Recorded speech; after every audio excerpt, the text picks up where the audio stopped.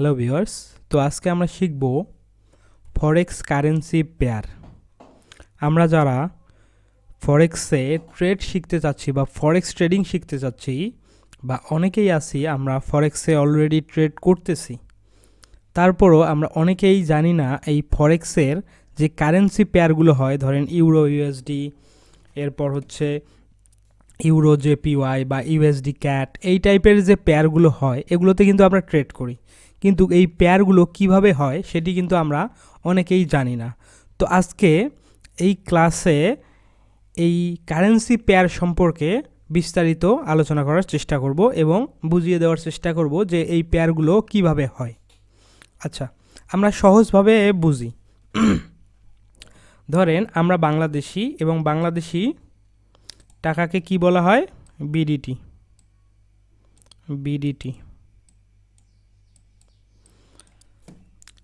So Bangladeshi টাকাকে কি বলা হয়? বিডিটি। এখন ধরেন আমি বাংলাদেশি টাকা দিয়ে আমি কি করব? ডলার বাই করব। তার মানে আমাকে যদি ইউএসডি ডলার বাই করতে হয়, তার মানে কি করতে হবে? আমাকে বাংলাদেশি টাকা দিতে হবে।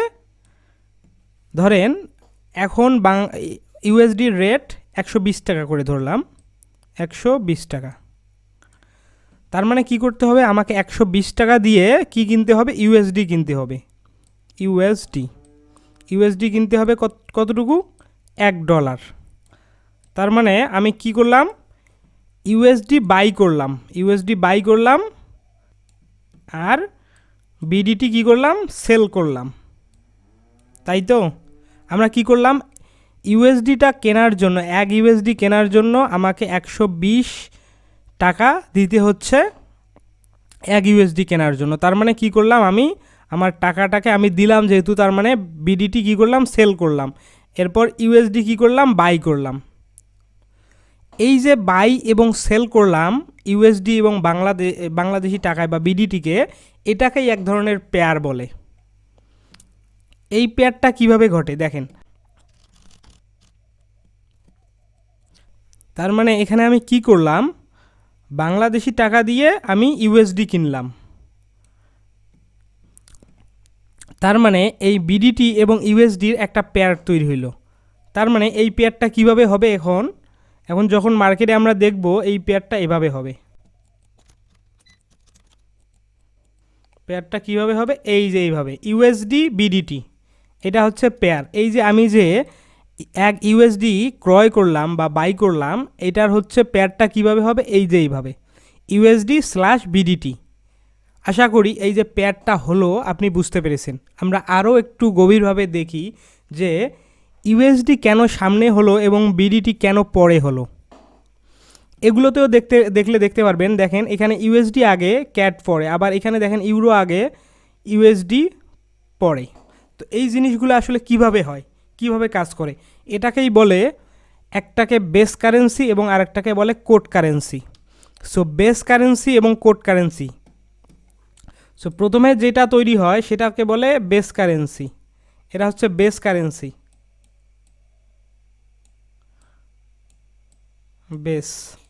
এটা হচ্ছে বেস কারেন্সি। এরপর হচ্ছে এটা হচ্ছে কি হলো? Code currency.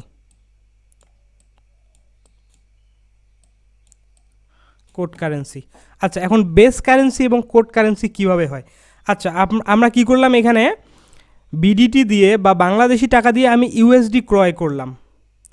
তার মানে আমরা যেটা বিক্রি করতেছি সেটা হবে কোড কারেন্সি, এবং আমরা যেটাকে কিনতেছি, হ্যাঁ, সেটা হবে বেস কারেন্সি। তার মানে আমরা এখানে কি করলাম?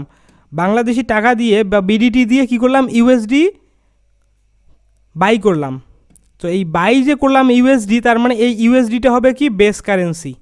ইউএসডি হবে বেস কারেন্সি। তার মানে এর পেয়ারটা হবে এইভাবে, ইউএসডি প্রথমে থাকবে স্ল্যাশ বিডিটি পরে থাকবে। তার মানে কি হলো? আমি এই বিডিটি দিয়ে ইউএসডিটাকে ক্রয় করলাম। আশা করি খুব ভালোভাবে বুঝতে পেরেছেন। এই পেয়ারগুলো যদি আমরা দেখি, তার মানে কি? এখানে জেপিওয়াই, এটা হচ্ছে জাপানিজ ইয়ান। তার মানে হচ্ছে আপনাকে এই জাপানিজ ইয়ান সেল করে আপনি ইউরো কিনতেছেন। এই পেয়ারে আমরা কি বুঝি? এই পেয়ারে দেখেন তো আমরা কি বুঝি? এই পেয়ারে এটা হচ্ছে বেস কারেন্সি, ইউরো হচ্ছে বেস কারেন্সি, জেপিওয়াই হচ্ছে কোড কারেন্সি। তার মানে আমরা কি করতেছি এখানে, জেপিওয়াই জাপানিজ ইয়ান দিয়ে আমরা কি বাই করতেছি, ইউরো বাই করতেছি। ক্লিয়ার? আশা করি এটা ক্লিয়ার।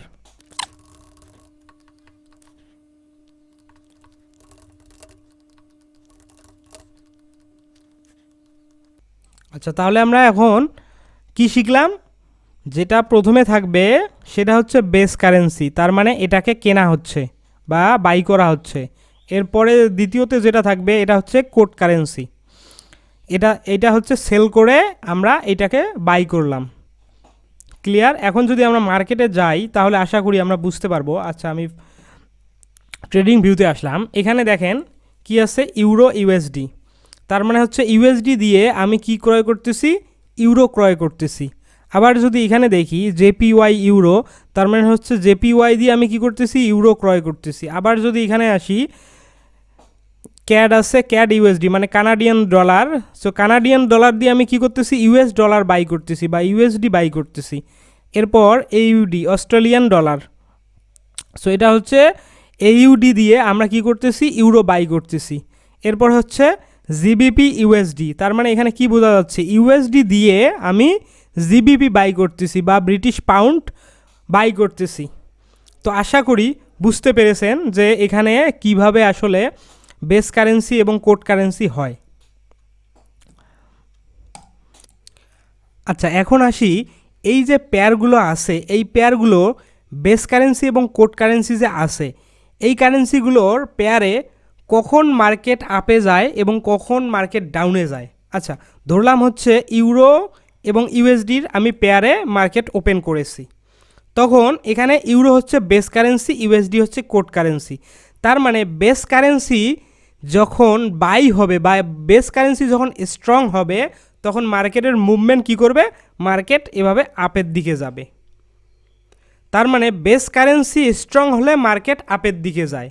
এরপর যখন আমরা এই ইউরোটাকে সেল করব, তখন কি হবে, ইউরো যখন আমরা সেল করব তখন বেস কারেন্সি উইক এবং কোড কারেন্সি স্ট্রং, তখন কি হবে, মার্কেট ডাউনের দিকে যাবে।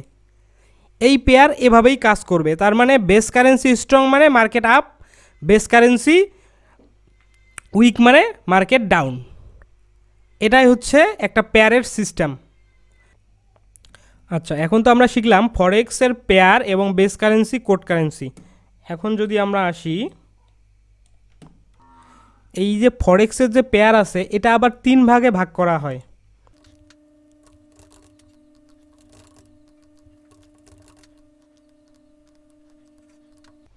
আচ্ছা, তাহলে ফরেক্সের কারেন্সি পেয়ার, এই যে ফরেক্সের যে পেয়ার আছে বা কারেন্সি পেয়ারটা আছে, এটাকে আবার 3 ভাগে ভাগ করা হয়। একটা হচ্ছে মেজর পেয়ার, আর একটা হচ্ছে মাইনর পেয়ার, আর একটা হচ্ছে এক্সোটিক পেয়ার। সো এই পেয়ারগুলো আমরা মার্কেটে গেলে দেখতে পারবো। সো আমরা সাধারণত এই মেজর পেয়ার এবং মাইনর পেয়ারে বেশি ট্রেড করি, এটাতে ট্রেড বেশি একটা করি না। হ্যাঁ, এবং যারা বিগিনার তারা অবশ্যই আমরা এটাতে ট্রেড করব না। এখন আমরা আসি মেজর পেয়ার কোনগুলো, মাইনর পেয়ার কোনগুলো। আচ্ছা, এখন মেজর পেয়ারে সাধারণত কি থাকবে, ইউএসডি যুক্ত থাকবে, ইউএসডি। তার মানে যেগুলো ইউএসডি যুক্ত পেয়ার আছে সেগুলোকে কি বলবো আমরা, মেজর পেয়ার।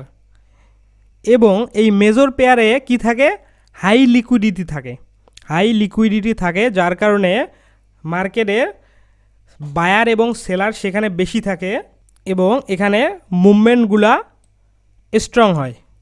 এরকম মুভমেন্টগুলো স্ট্রং হয়, যার কারণে আমরা ট্রেড ভালো নিতে পারি। এই মেজর পেয়ারে আমরা ট্রেড ভালো নিতে পারি এবং এখানকার স্ট্র্যাটেজিগুলো ভালোভাবে কাজ করে। তার মানে মেজর পেয়ারে কি থাকবে, ইউএসডি থাকবে, এরপর এখানে হাই লিকুইডিটি থাকবে, এরপর এখানে স্প্রেড কম থাকে, এরপর এইখানে কি হয়, সবথেকে বেশি আমরা ট্রেড করি কোথায়, এই যে মেজর পেয়ারগুলোতে। আচ্ছা, মেজর পেয়ার তাহলে কোনগুলো, আমরা যদি একটা মার্কেটে যাই তাহলে দেখব ইউরো ইউএসডি, এটা একটা কি মেজর পেয়ার, কারণ এখানে ইউএসডি যুক্ত আছে।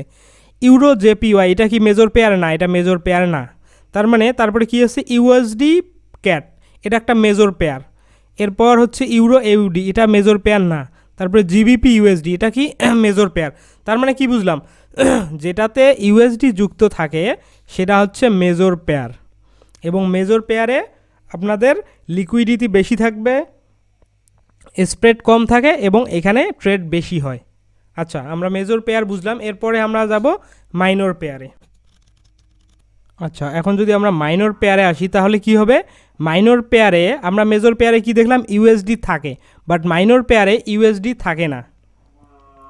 এরপর এখানে তার মানে ইউএসডি থাকবে না, স্প্রেড তুলনামূলক এই মেজরের থেকে একটু বেশি থাকবে।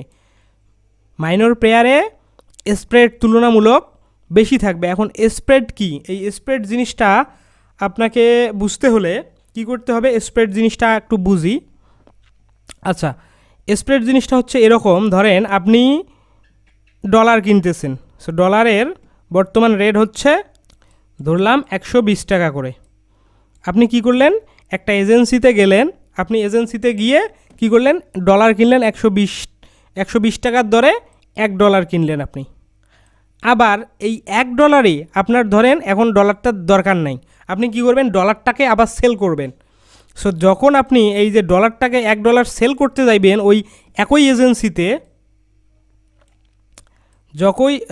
এজেন্সিতে, যখন আপনি এই ডলারটাকে সেল করতে যাইবেন তখন কিন্তু তারা এই $120 দিবে না, তখন কি করবে, আপনাকে $118 দিবে, বা এখান থেকে $2 তারা কেটে নিল। তার মানে এই যে আপনাকে $118 দিল এবং আপনি কিন্তু কিনলেন $120, কিন্তু আপনাকে দিল কি করলো, $118।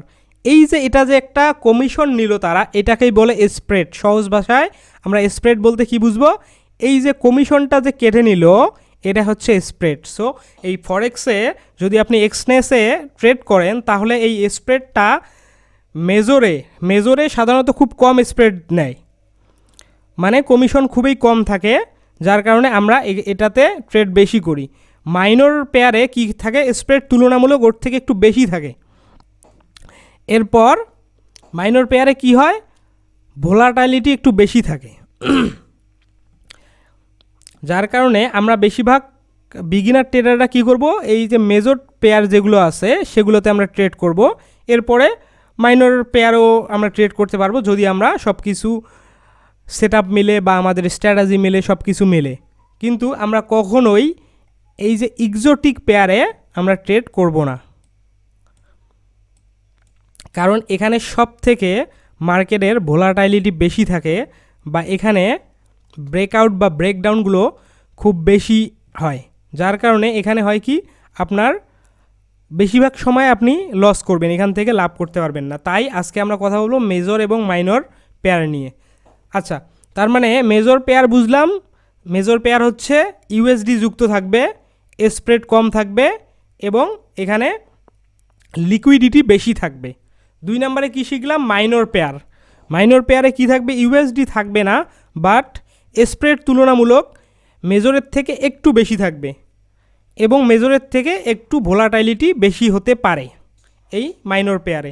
তার মানে আমরা কি শিখলাম, 3টা পেয়ার হয় মার্কেটে, ফরেক্সের যে কারেন্সি পেয়ারগুলো হয় তার মধ্যে 3টা পেয়ার হয়, একটা হচ্ছে major pair, minor pair, exotic pair. আচ্ছা, আমি একটা আপনাদের লিস্ট দিয়ে দিচ্ছি যেখানে আপনারা দেখতে পারবেন যে মেজর পেয়ার কোনগুলো এবং মাইনর পেয়ার কোনগুলো।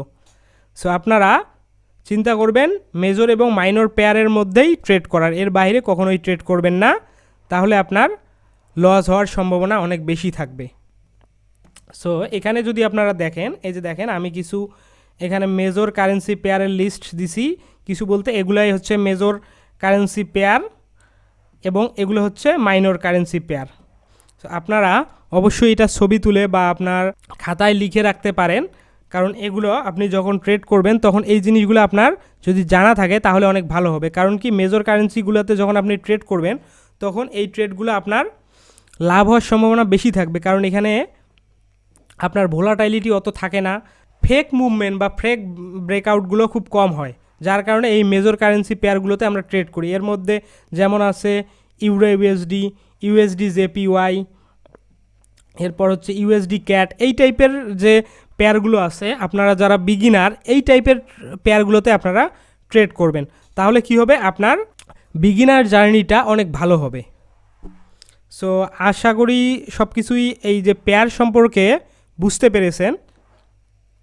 তো আজকের ক্লাস এ পর্যন্তই, ভালো থাকবেন।